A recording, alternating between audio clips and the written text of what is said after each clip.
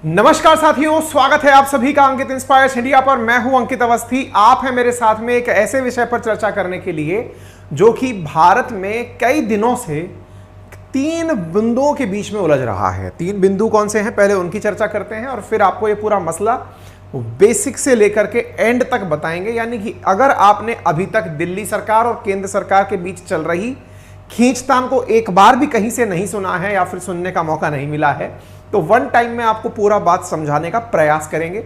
और साथ में जो थर्ड पार्टी यहां पर सुप्रीम कोर्ट है, उनका क्या स्टैंड है वो भी आपको आज के सेशन में बताएंगे। तो देखिए, आज के सेशन में तीन लोगों के बीच में एक मुद्दा पिस रहा है और दैट इज अल्टीमेट पावर किसकी हो, यानी कि सत्ता किसकी चले। इस बात को लेकर के तीन सरकारें आपस में उलझ रही हैं। एक तरफ है दिल्ली सरकार, जो कि केंद्र शासित प्रदेश के अंदर इलेक्टेड गवर्नमेंट के रूप में है, जहां पर केजरीवाल मुख्यमंत्री हैं। दूसरी तरफ है खुद केंद्र सरकार, जहां पर खुद केंद्र सरकार केंद्र शासित प्रदेश होने के नाम पर दिल्ली में लेफ्टिनेंट गवर्नर के माध्यम से सरकार चलाना चाहती है। और तीसरी जो है यहां पर वो है सुप्रीम कोर्ट, जो कि केंद्र सरकार और मुख्यमंत्री के बीच में कौन सही और कौन गलत इसका फैसला देने के लिए अपने फैसले सुनाती है। अब इस पूरी घटना को आपको शुरुआत से सुनाते हैं और शुरुआत से सुनाने के लिए आपको याद दिलाते हैं। यदि आप में से कोई भी हमारे साथ पुराने समय से नहीं जुड़ा हुआ है तो वो यहां से कुछ रिलेट कर सकता है। अपना एक और जो चैनल है अपनी पाठशाला, वहां पर एक सेशन होता है रियल न्यूज एंड एनालिसिस के नाम से।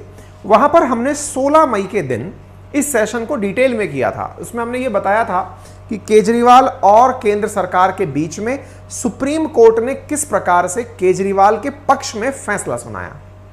अब दोनों के बीच में जो कहानी थी वो पूरी डिटेल में हमने यहां बताई थी। अगर आपने वो नहीं भी सुनी है कोई बात नहीं, आज क्योंकि उसकी जरूरत पुनः पड़ेगी तो हमें पृष्ठभूमि बनानी पड़ेगी। फिलहाल के लिए ये एक एविडेंस है इस बात का कि हमने इस पर सेशन आज से पहले किया हुआ है।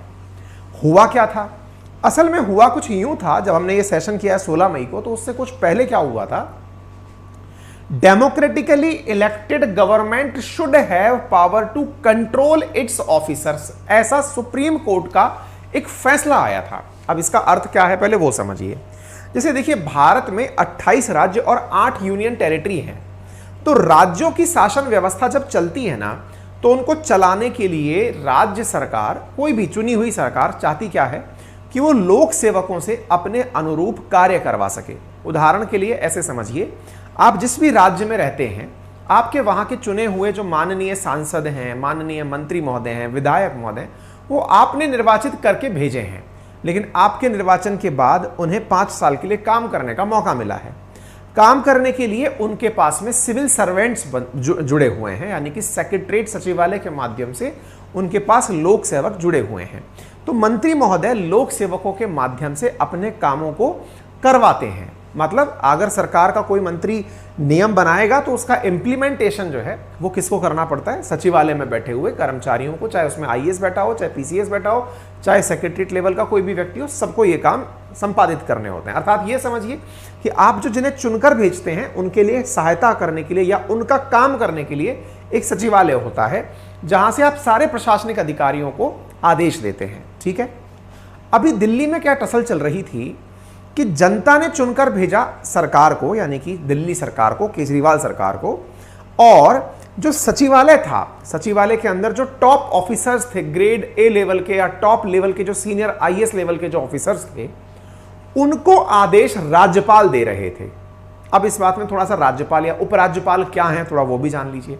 देखिए, केंद्र शासित प्रदेश हो या राज्य हो, वहां पर केंद्र अपनी तरफ से एक व्यक्ति को बिठाता है। जैसे आप जिस भी राज्य से मुझे सुन रहे हैं, वहां पर एक राज्यपाल बिठाया गया है केंद्र के द्वारा। लेकिन भारत का संविधान कहता है कि राज्यों में राज्यपाल चुने हुए विधानमंडल की सलाह पर कार्य करेगा, या ये कहिए कि जो आपने विधानसभा में निर्वाचित करके लोग भेजे हैं, उनसे बनी हुई जो सरकार है, तो जो एक मंत्री परिषद है, उस मंत्री परिषद की सलाह पर राज्यपाल को कार्य करना होता है। तो जो भारत के 28 राज्य हैं, उनमें तो यह विधान एकदम स्पष्ट है कि राज्यों को कैसे चलना होगा। लेकिन जब बात की जाए यूनियन टेरिटरी की, तो यूनियन टेरिटरी के केस में, यूनियन टेरिटरी का हिंदी अर्थ क्या है, केंद्र शासित प्रदेश। बाय द वे, आप में से बहुत सारे लोगों को यह भी थोड़ा सा जानकारी रहे तो बेहतर है, केंद्र शासित प्रदेशों को क्यों इस तरह से बनाया गया है। उत्तर की तरफ आप देखते हैं तो चंडीगढ़ बना हुआ है, और एकदम ऊपर चलते हैं तो जम्मू कश्मीर लद्दाख आपको दिखाई देते हैं। बिल्कुल सेंटर में आपको दिल्ली दिखाई पड़ता है। एक तरफ आप चले जाइए फार ईस्ट में तो आपको अंडमान निकोबार दिखाई देता है। फार वेस्ट में चले जाइए दादर नागर हवेली दिखाई देता है। साउथ वेस्ट में चले जाइए तो आपको वहां जाकर के लक्षद्वीप दिखाई पड़ता है। साउथ में चले जाइए तो पौंडीचेरी दिखाई पड़ता है।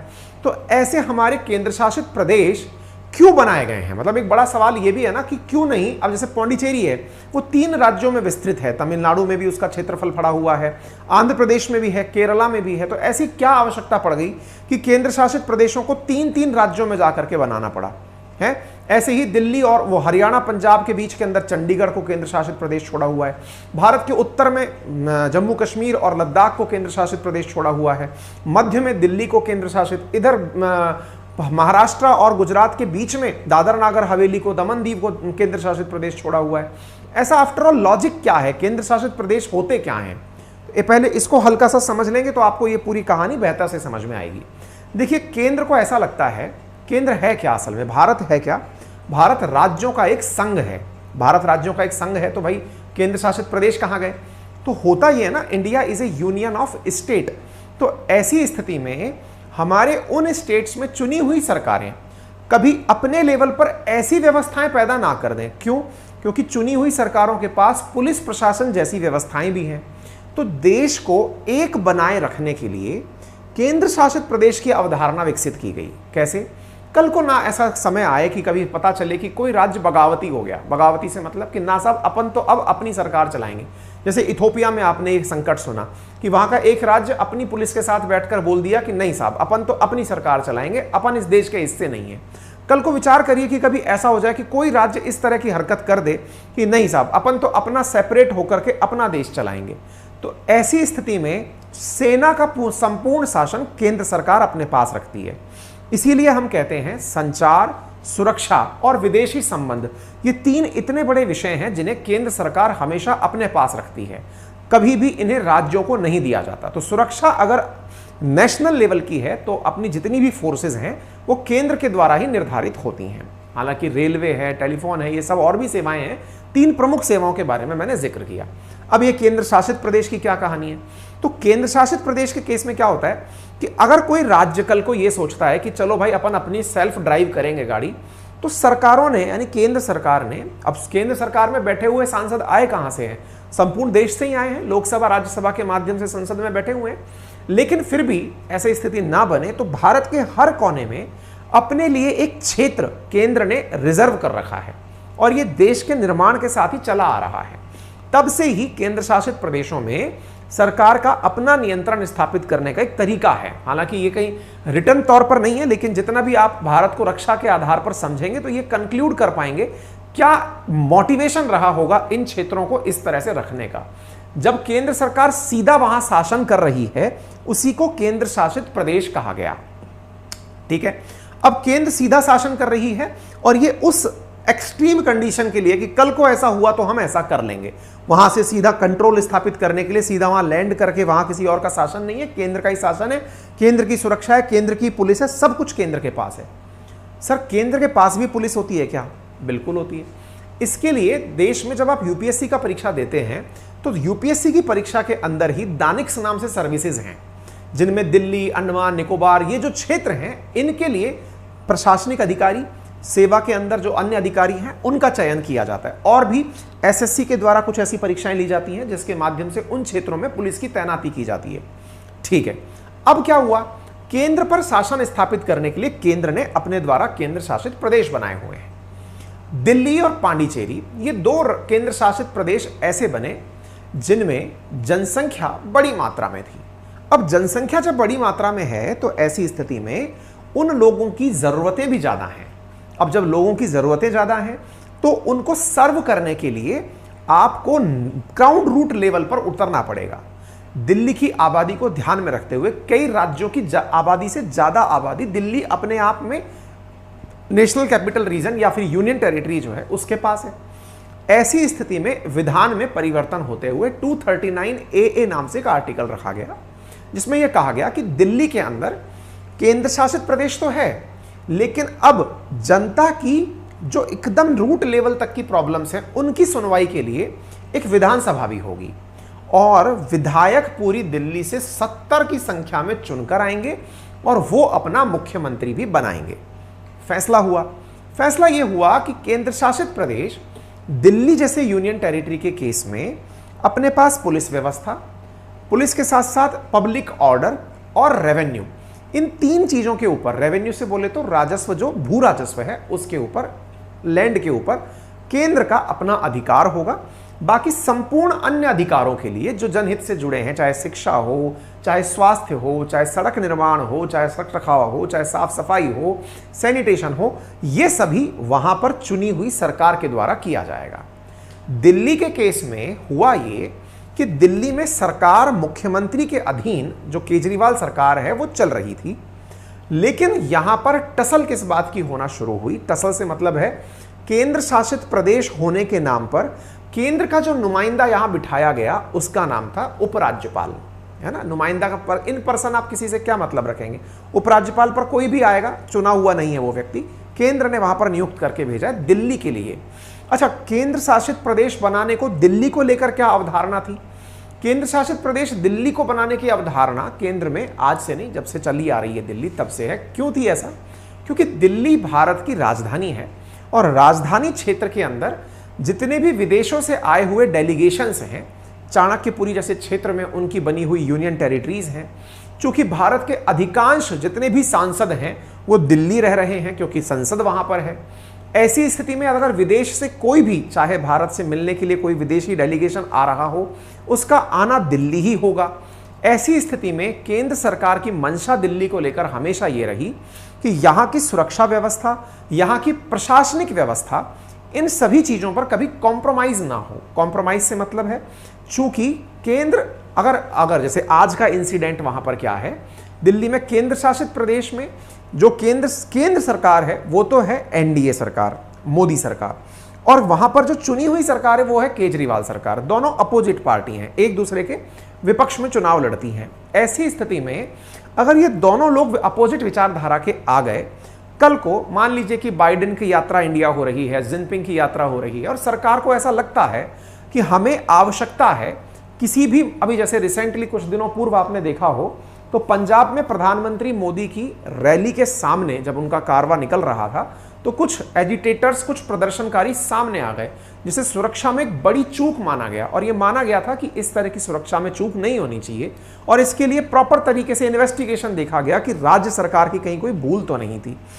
ऐसी स्थिति में अब एक बड़ा सवाल यह बनता है कि कल को दिल्ली में हमारे इतने सारे विदेशी डेलीगेशंस आते हैं, अगर राज्य सरकार को संपूर्ण पावर दिल्ली के अंदर दे दी जाए और कल केंद्र सरकार किसी काम के लिए राज्य सरकार से बोले अपोजिशन के नाम पर, जैसे अभी कुछ दिनों पूर्व केजरीवाल सरकार के द्वारा बजट के ऊपर एक आरोप लगाया गया था।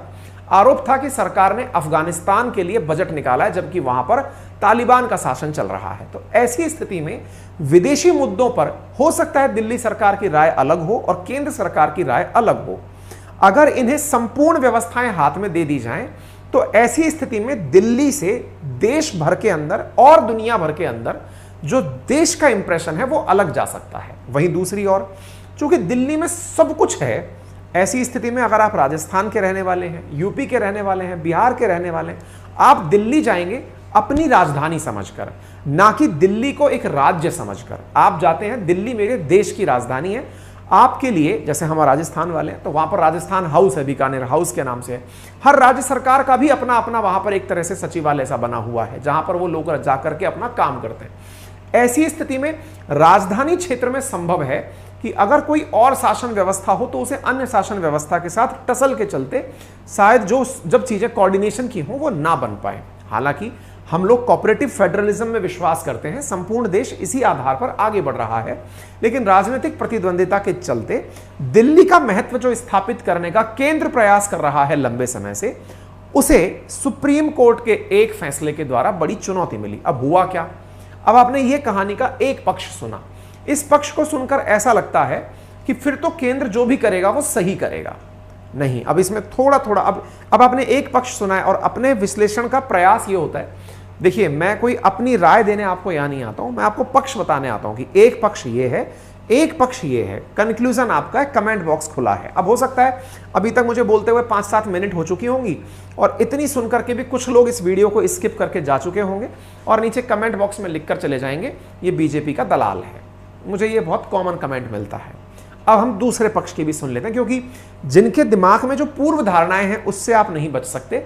लेकिन ऐसी स्थिति में आप चूंकि दोनों पक्षों से अवगत हो, मैंने शुरुआत में भी आपसे यही कहा था कि सेशन में आपको ये पता रहे कि आज क्या चलने वाला है। ऐसी स्थिति में आपको पहले भूमिका पता हो कि है क्या। अब आगे बढ़ते हैं, अब केजरीवाल के पक्ष की बात करते हैं।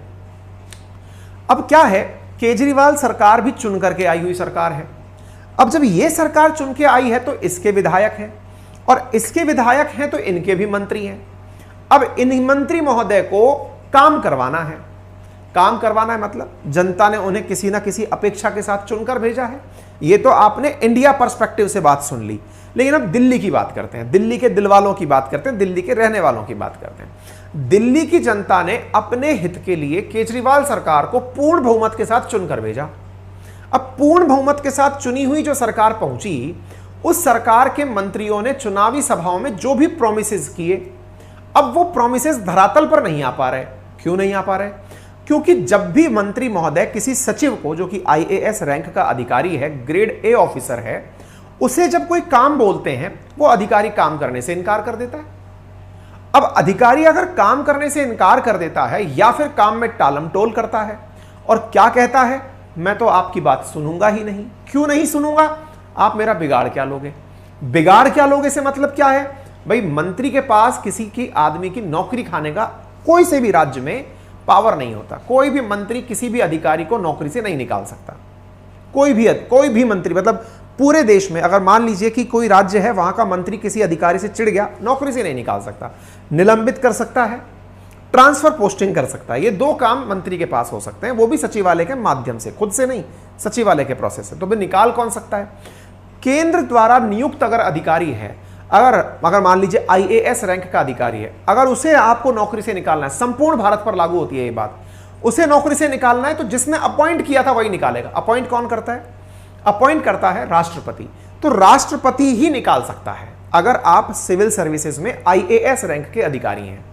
और यदि आप राज्य के अंदर स्टेट पीसीएस रैंक के अधिकारी हैं तो आपको राज्यपाल ही निकाल सकता है।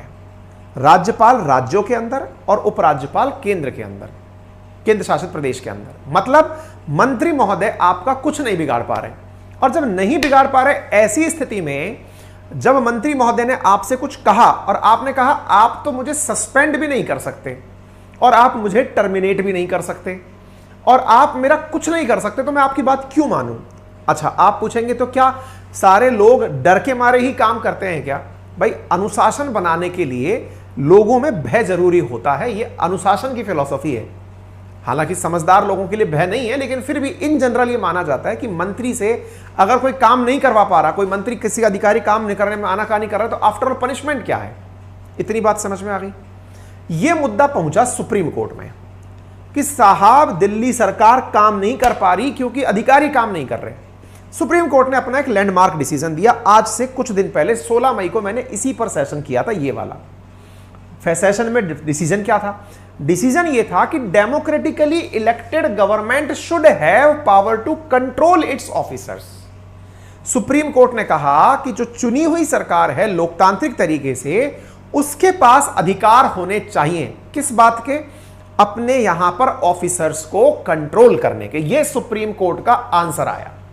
यहां तक की कहानी अब तक क्लियर हो जानी चाहिए। हम यहां से अब आगे बढ़ेंगे और उस कहानी के पीछे के किरदार को मैंने आपको मूलभूत रूप से समझाने का प्रयास किया है। अब चूंकि यह स्थिति बन गई कि सुप्रीम कोर्ट ने कह दिया दिल्ली के अधिकारी दिल्ली की सरकार के अधीन होंगे, यह सुप्रीम कोर्ट के अंदर, सुप्रीम कोर्ट के फैसले के अंदर केजरीवाल सरकार की एक बड़ी जीत थी। क्योंकि इस फैसले के आधार पर केजरीवाल जी अब जितने भी चाहें अधिकारियों के ट्रांसफर कर सकते थे, पोस्टिंग कर सकते थे, टर्मिनेशन देना हो तो इधर से उधर कर सकते थे, जो भी काम करना था वो कर सकते थे। तो आप यहां पर हिंदी में देख सकते हैं 5 जजेस की बेंच ने, संवैधानिक बेंच ने 11 मई को यह फैसला सुनाया। ठीक है साहब। अब यह फैसला सुनाया क्यों गया था? क्योंकि असल में 2021 में केंद्र सरकार के द्वारा एक कानून लाया गया था। कानून का नाम क्या था? GNCTD, government in national capital territory of Delhi. उस एक्ट में 2021 में केंद्र शासित प्रदेश दिल्ली के लिए केंद्र सरकार ने एक कानून लाया था और उसमें यह कहा था कि दिल्ली सरकार का मतलब होगा लेफ्टिनेंट गवर्नर की सरकार दिल्ली में। यहां पर लिखा गया था Delhi means lieutenant governor of Delhi. It gives discretionary power to lieutenant governor even in matter where the legislative assembly of Delhi is empowered to make law. मतलब दिल्ली की चुनी हुई सरकार अगर कोई फैसला ले भी लेती है तो भी लेफ्टिनेंट गवर्नर को अधिकार होगा कि वो अपने दिमाग से कुछ भी फैसला ले सकता है। मतलब सरकार ने, केंद्र सरकार ने 2021 में दिल्ली पर शासन करने के लिए लेफ्टिनेंट गवर्नर को पूर्ण रूप से अधिकृत कर दिया था। उसी के खिलाफ केजरीवाल सुप्रीम कोर्ट गए थे।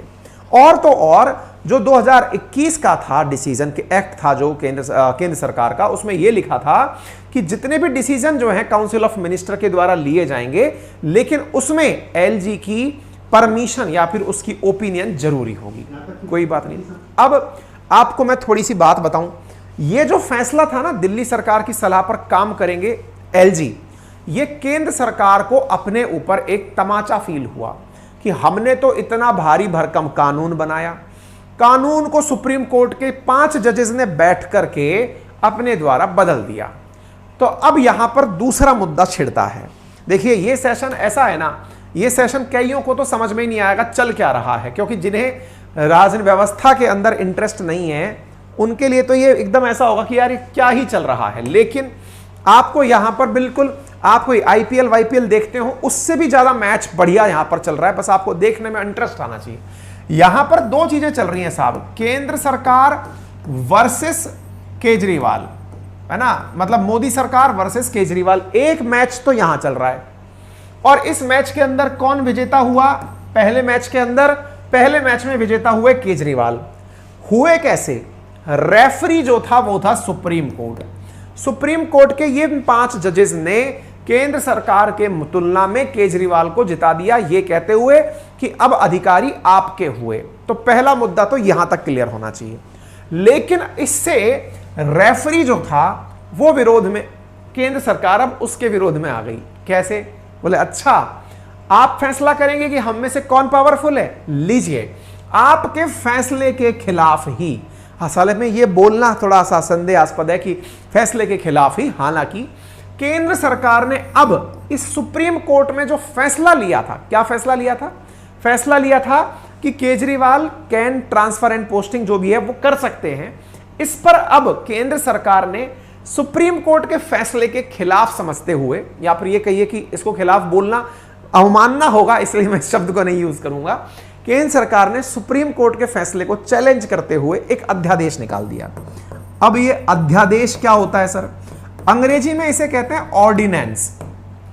आपने बाहुबली देखी होगी, उसमें एक डायलॉग है, मेरा वचन ही है शासन।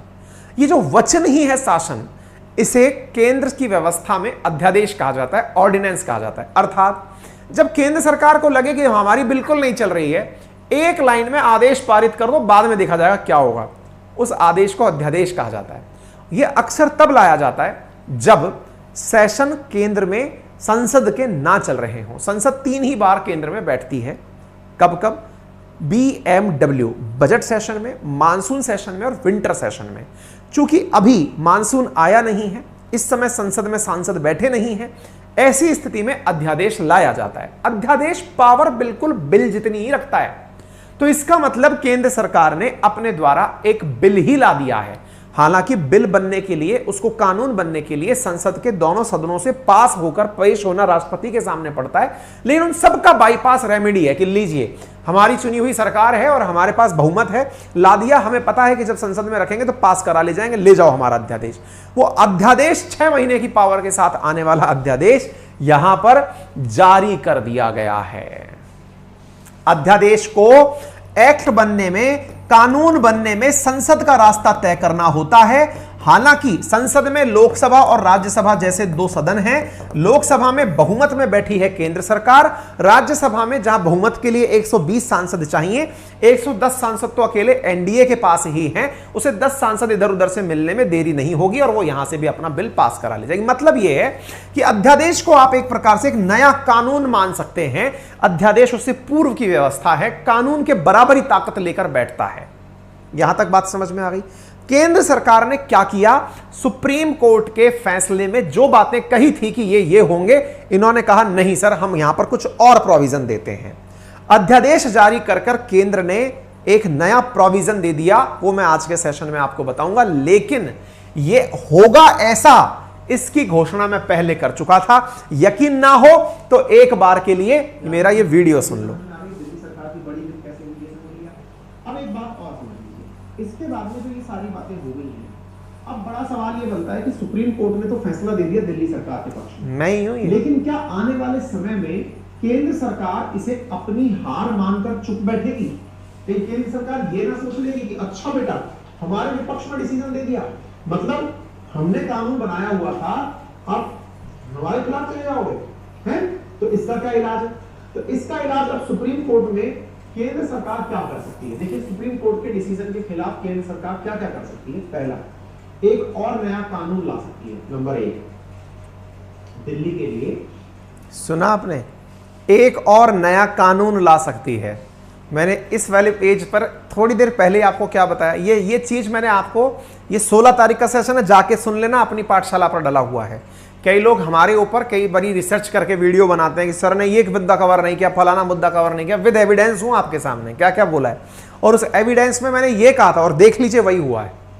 और सुन लीजिए, यहां तक कि स्थिति समझ में आ गई, दिल्ली सरकार की बड़ी बिल कैसे हुई ये समझ लिया।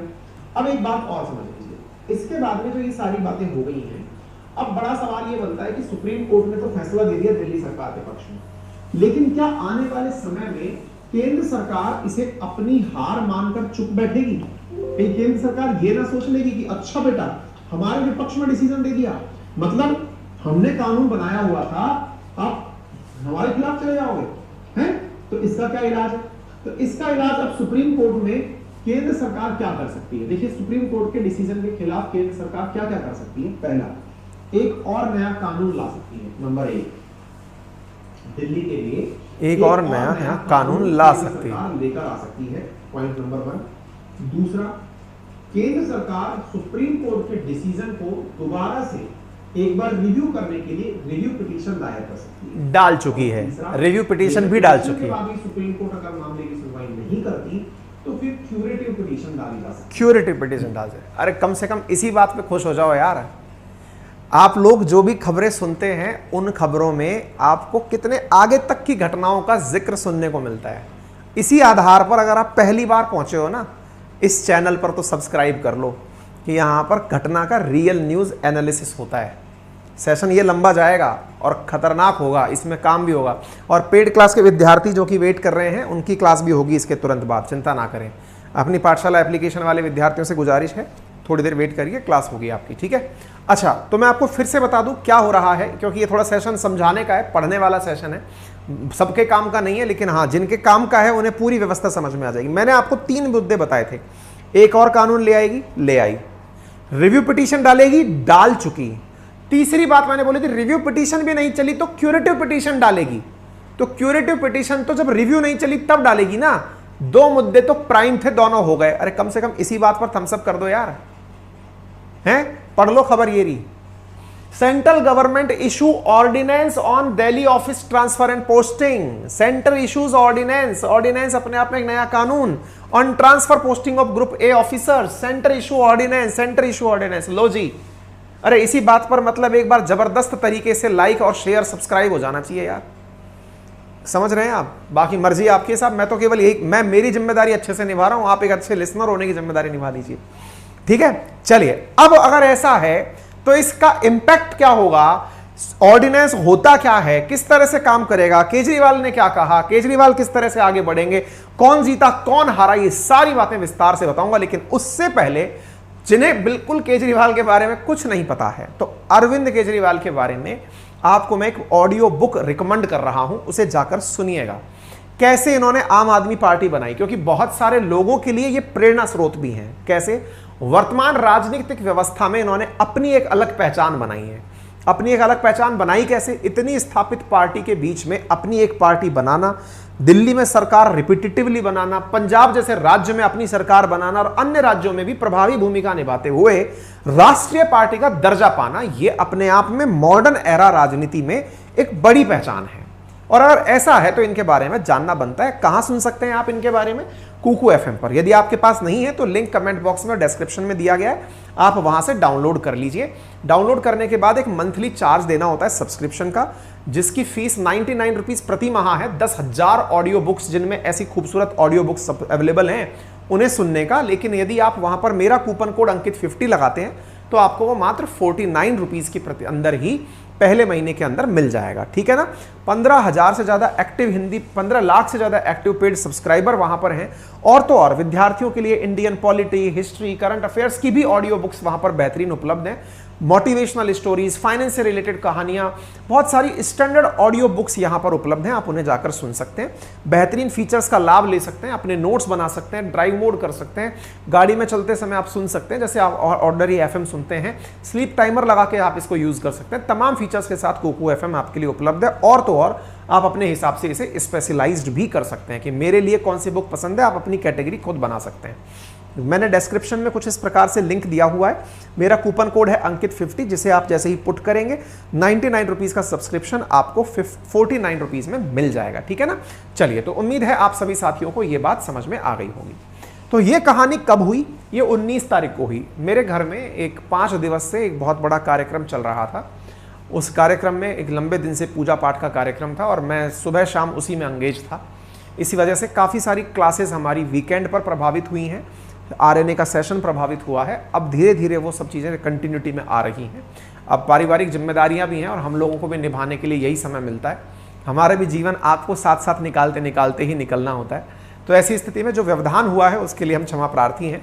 लेकिन हाँ, जिम्मेदारियों के साथ साथ ही जीवन जीना है, तो ये भी हमारी गृहस्थ की जिम्मेदारियां जिन्हें निभाना था, इसलिए हम थोड़े से दाएं बाएं थे। ठीक है, तो उम्मीद है आपको ये कहानी समझ में आ गई होगी। तो शुक्रवार यानी 19 मई को केंद्र सरकार ने सुप्रीम कोर्ट को पलटने वाला अध्यादेश जारी किया। तो ये अध्यादेश की पूरी कहानी मैंने आपको बता दी। अब कहा क्या गया है इस अध्यादेश में?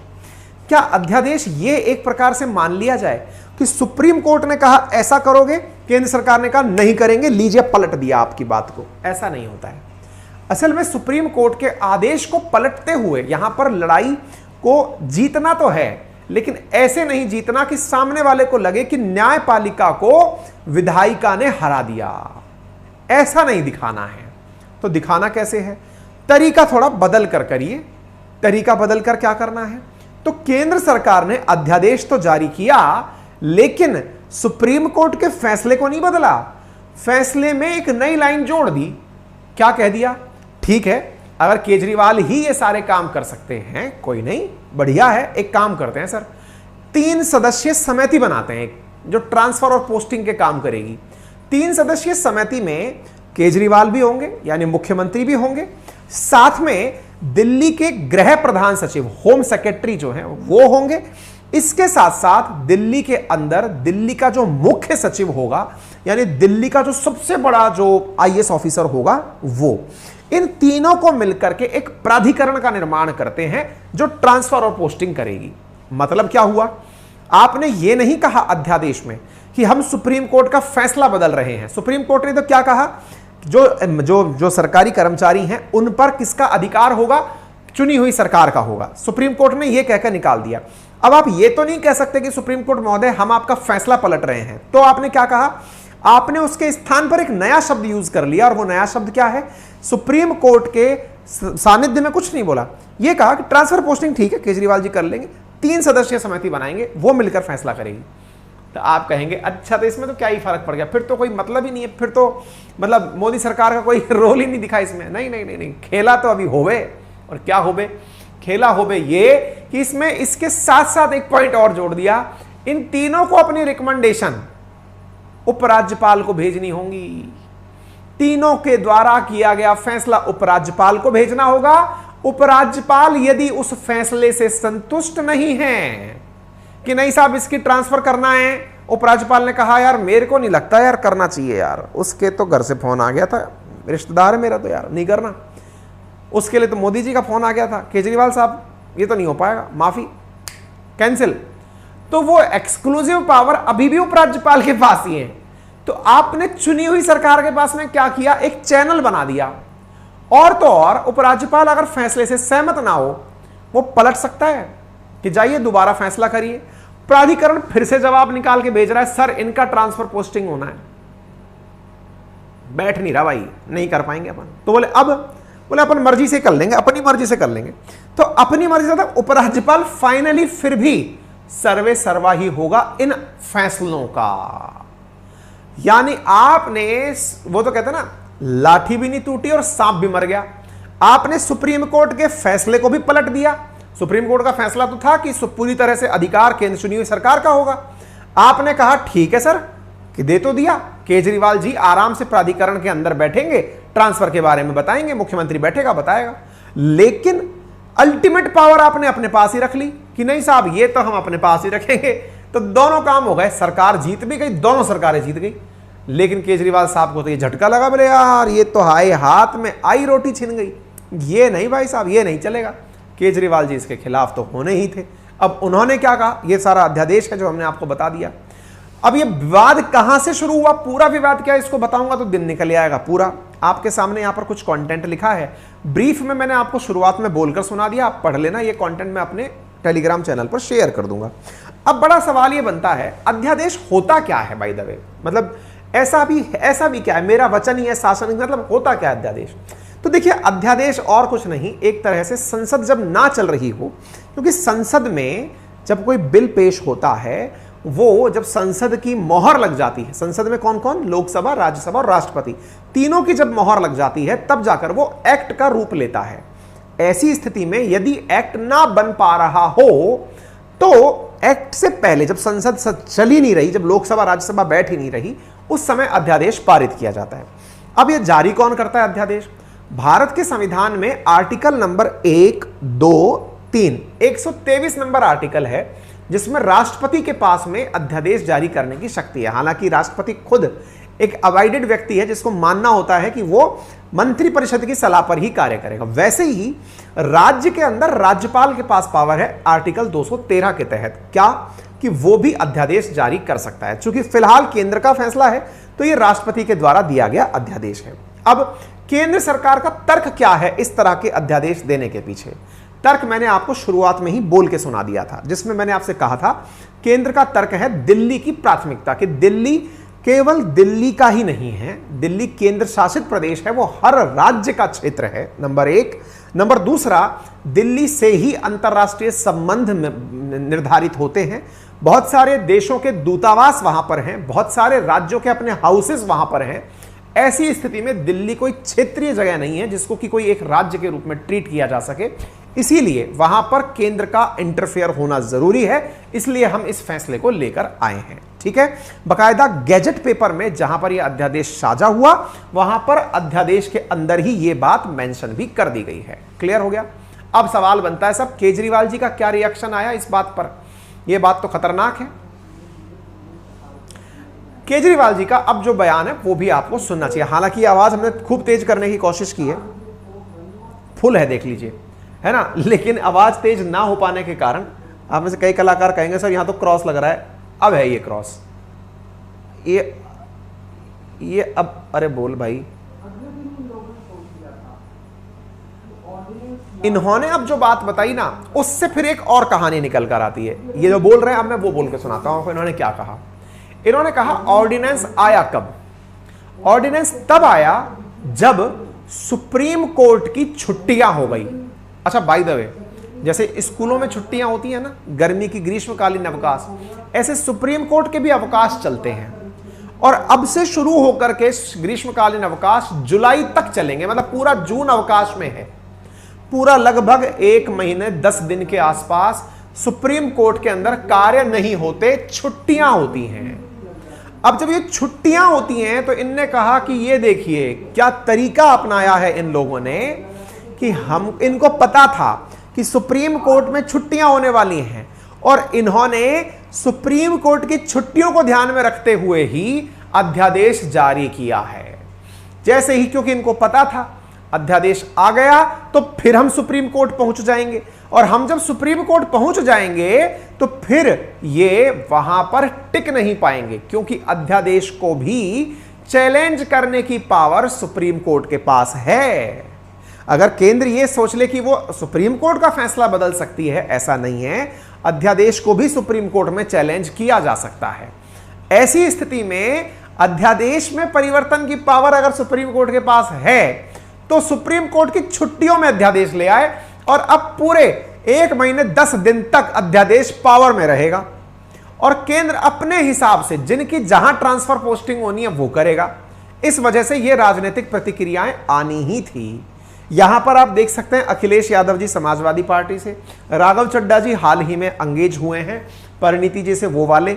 इन्होंने क्या लिखा? दिल्ली का अध्यादेश न्यायपालिका का अपमान है, यह भाजपा की नकारात्मक राजनीति का परिणाम है और लोकतांत्रिक अन्याय भी है। अर्थात इसमें जो विपक्षी दल हैं उनका बयान क्या आ रहा है कि भाई ये अपने आप में गलत काम है। अब इस बात पर केजरीवाल जी क्या बोले? बोले अगर ऐसी स्थिति रही तो मैं भी चुप बैठने वाला नहीं हूं भाई साहब, अपन भी अब महारैली करेंगे, सारे विपक्षी लोगों से मिलेंगे, क्योंकि अध्यादेश की वैलिडिटी एक्ट बनने तक ही होती है, 6 महीने तक ही वैलिड होता है। इसलिए अध्यादेश का कानून बनाना जरूरी है, और कानून बनाने के लिए पहले वो लोकसभा से पास होगा, फिर वो राज्यसभा से पास होगा। लोकसभा में तो बहुमत है इनके पास, ये तो पास करा ले जाएंगे। राज्यसभा में बहुमत नहीं है। राज्यसभा में 268 सांसद हैं वर्तमान में, और वहां पर 238 सांसदों के अंदर से पास कराने के लिए इन्हें 120 सांसद अपने समर्थन में चाहिए। किसको? केंद्र सरकार को। अपोजिशन अभी वर्तमान में केंद्र सरकार के पास राज्यसभा में 110 सांसद ही हैं एनडीए के पास। ऐसी स्थिति में 10 सांसद की दरकार है। तो इनका कहना है कि मैं इस मुद्दे पर सभी विपक्षी पार्टियों को एक मत करूंगा कि वो राज्यसभा से इसे पास ना होने दें, और जनता को अवेयर करने के लिए महारैली करूंगा, ताकि दिल्ली की 7 लोकसभा सीटों पर केंद्र चुनाव ना जीत पाए, या फिर मोदी सरकार चुनाव ना जीत पाए आने वाले लोकसभा चुनावों में। तो यह मामला पूरी तरह से अब राजनीतिक बन गया है। सुप्रीम कोर्ट का फैसला बदलने के बारे में पहले भी कई केसेस हो चुके हैं, जहां पर सुप्रीम कोर्ट का कहना है कि राष्ट्रपति द्वारा दिए गए अध्यादेश की न्यायिक समीक्षा की जा सकती है, मतलब सुनवाई की जा सकती है। और कई मामले ऐसे हुए हैं जहां पर अध्यादेश सुप्रीम कोर्ट के फैसलों को चैलेंज करने के लिए लाया गया, लेकिन सुप्रीम कोर्ट ने उन्हें अपनी तरफ से रोका। ठीक है, अब इस बात पर अन्य लोगों का क्या कहना है?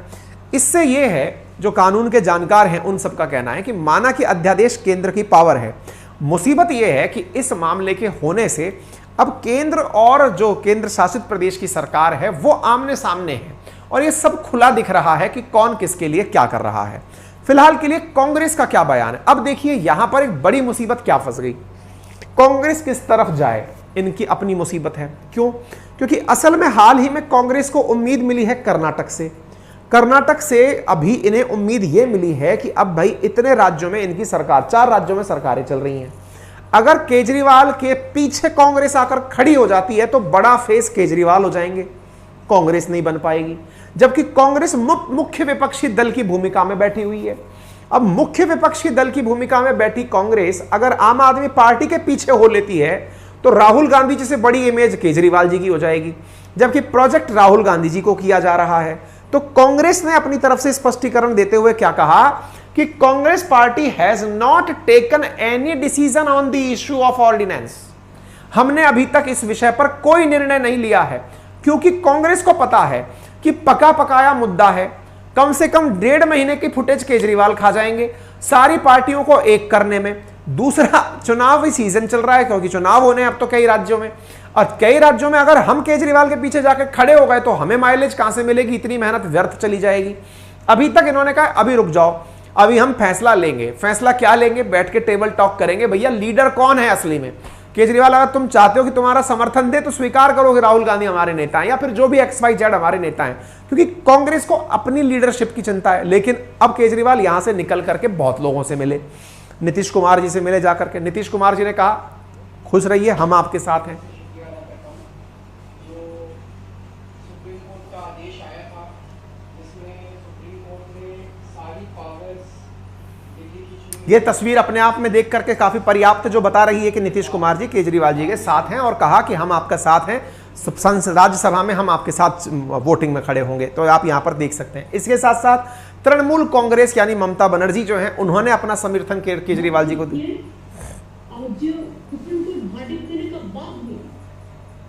जो ऑर्डिनेंस लेके आया सेंट्रल गवर्नमेंट दिल्ली गवर्नमेंट के खिलाफ है। कुल मिलाकर इसका अर्थ भी ये निकाल लीजिए कि ये भी इनके साथ हैं, बोल चुकी हैं। ठीक है, इस प्रकार से अगर राज्यसभा की सीटों का गणित देखा जाए तो फिलहाल सांसद यहां पर 238 हैं और उनमें से 120 सांसद का बहुमत के लिए आंकड़ा चाहिए। संख्या 245 होती है लेकिन वर्तमान में 238 है। कई मतलब कुछ हो गया होगा, एक आध शायद देहावसान भी हो गया होगा कुछ का। तो ऐसी स्थिति में फिलहाल जो यूपीए सरकार है या फिर ये कहिए कि जो अपोजिशन है, मतलब एनडीए जिसकी सरकार चल रही है, उसके पास 110 ही सीटें हैं। 10 का आंकड़ा खाली है, 10 का आंकड़ा खाली है। तो ऐसी स्थिति में एनडीए के साथ में कौन आएगा? तो अपोजिशन में 128 सांसद हैं। अब उनमें से कौन यहां से निकलकर आता है ये देखने वाला विषय होगा। ठीक है ना, 268 सांसद हैं, 7 सीटें अभी वैकेंट यहां पर चल रही हैं। तो यहां पर क्या है ना कि जो अपोजिशन है उसके पास की जो सीटें हैं उनमें यूपीए के पास इतनी सीटें, अदर्स के पास जैसे टीएमसी, आम आदमी पार्टी, बीजेडी, वाईएसआर, ये सब वो सीटें हैं जो कि अपोजिशन में बैठी हुई हैं और ये कई मसलों पर केंद्र का समर्थन करती हैं। ठीक है, उम्मीद है आपको ये बात समझ में आ गई होगी। केजरीवाल जी इसके लिए अब सारे विपक्ष को एक साथ कर रहे हैं और इनका कहना है 2024 तक भाजपा खत्म हो जाएगी। हाँ जी, पूरा विश्लेषण अगर आपने सुन लिया हो, हालांकि टाइम इसमें पूरा मैंने 45 मिनट का ले लिया है, लेकिन शून्य से लेकर अंत तक समझाने का प्रयास किया है कि मसला कहां से शुरू हुआ, कहां तक चला। अब आपकी इस पर क्या राय है उसके लिए कमेंट बॉक्स आपके लिए खुला हुआ है। आपने इससे क्या सीखा, क्या जाना, क्या भविष्य लगता है? बाकी पूरा राजनीतिक मामला तो है ही, लेकिन इसमें आपको कानून की समझ भी यानी संविधान की समझ भी पूरी तरह से मिली होगी, मुझे ऐसा लगता है। अगर आपको हमारी मेहनत सार्थक लगी है तो आपसे छोटी सी गुजारिश, वीडियो के राइट हैंड कॉर्नर में नीचे की तरफ एक बटन है सब्सक्राइब का, उसे आप क्लिक कर दें ताकि आपको भविष्य में भी ऐसी कोई जानकारी हम दें तो वो पहुंचे। उसका कोई चार्ज नहीं है। हमने आपसे कोई सुपर थैंक्स नहीं मांगा कि आप वहां जाकर के हमें डॉलर्स भेजें कि रुपया भेजें, है ना। हालांकि हमें आते रहते हैं, लेकिन हम तो आपसे केवल इतनी सी गुजारिश करते हैं कि जो मुफ्त में हो सकता है वो काम कर दें आप। बाकी शेयर सब्सक्राइब करना ये आपकी अगर हो जाता है तो हमारी एक मोटिवेशन बढ़ती है, बाकी साहब आपके हवाले। ठीक है, बाकी 11 तारीख को 11 जून को आम आदमी पार्टी शक्ति प्रदर्शन करेगी, ये अपना पूरा राजनीतिक माइलेज लेंगे। बाकी केजरीवाल जी के बारे में ज़्यादा जानना हो तो कुकू एफएम पर जाकर सुन लीजिएगा आज। और जो लोग कुकू एफएम पर नहीं पहुंचे हैं वो 49 रुपीज़ में आज का सब्सक्रिप्शन ले लीजिए by using my coupon code Ankit 50। ठीक है, बाकी यदि आप में से कोई भी साथी ऐसा है जो हमारे साथ स्टेट पीएससी की तैयारी करना चाहता है तो डिस्क्रिप्शन में हमने गूगल फॉर्म दिया हुआ है, वहाँ जाकर के स्टेट पीसीएस राजस्थान के लिए अगर आप हमारे साथ जुड़कर तैयारी करना चाहते हैं तो वहाँ से अपनी जानकारी हमें फिल करके बता दें ताकि हम आपके अकॉर्डिंग पूर्व सूचना आप तक प्रेषित करते रहें। धन्यवाद।